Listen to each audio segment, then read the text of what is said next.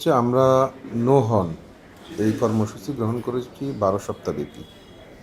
প্রত্যেক সপ্তাহে আমাদের একটি নতুন নতুন কর্মসূচি থাকবে, যাতে গাজীপুরের মানুষ হর্ন ব্যবহার থেকে বিরত থাকে। এটার উদ্দেশ্য একটাই, সেটি হচ্ছে এই শহরকে, এই গাজীপুর নগরকে, নগরবাসীকে শব্দ দূষণ থেকে মুক্ত করা। শব্দ দূষণ শুধুমাত্র গাড়ি হর্নের কারণে হয় বিষয়টি তা নয়। শব্দ দূষণ অনেকগুলো কারণ আছে, কিন্তু মেজর একটি কারণ হচ্ছে গাড়ির হর্ন।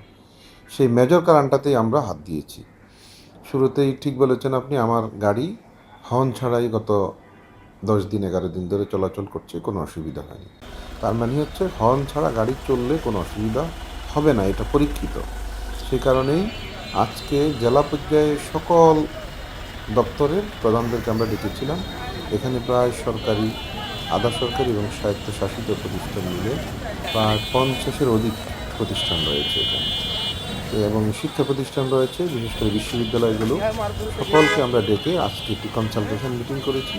সেই মিটিং থেকে আমরা যে প্ল্যানটি করেছি, সরকারি দপ্তরের কোনো গাড়িতেই আজ থেকে আর হর্ন চলবে না, সেটিতে অঙ্গীকারবদ্ধ হয়েছে, সবাই অঙ্গীকার করেছে। আজ থেকে সরকারি সকল গাড়ি হর্ন না চালিয়ে চলাচল করবে। এটি এই সপ্তাহের কাজ, আমাদের কাজ। তার মানে হচ্ছে এখন থেকে, আজকে থেকে শুরু হলো, সরকারি গাড়িগুলো হর্ন না বাজিয়ে রাস্তা চলাচল করবে। আমরা নিজেরা সেটা প্র্যাকটিস করছি।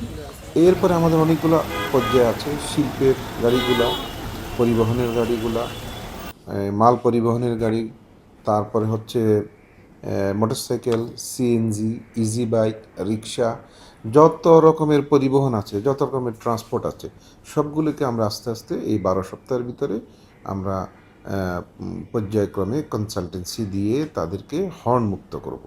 এটি হচ্ছে আমাদের প্ল্যান। এটির একটাই উদ্দেশ্য, সেটি হচ্ছে মাননীয় প্রধানমন্ত্রী কিছুদিন আগে আমাদের কয়েকজন জেলা প্রশাসককে ডেকে এই বিষয়গুলি নিয়ে কথা বলেছেন এবং খুব গুরুত্ব সহিত বলেছেন। সেই জন্য এটাকে আমরা খুব সিরিয়াসলি নিয়েছি, এবং এই প্রোগ্রামটা যদি বাস্তবায়ন হয়, তাহলে অন্তত গাজীপুরের মানুষ শব্দ দূষণ থেকে কিছুটা হলেও মুক্ত থাকতে পারবে।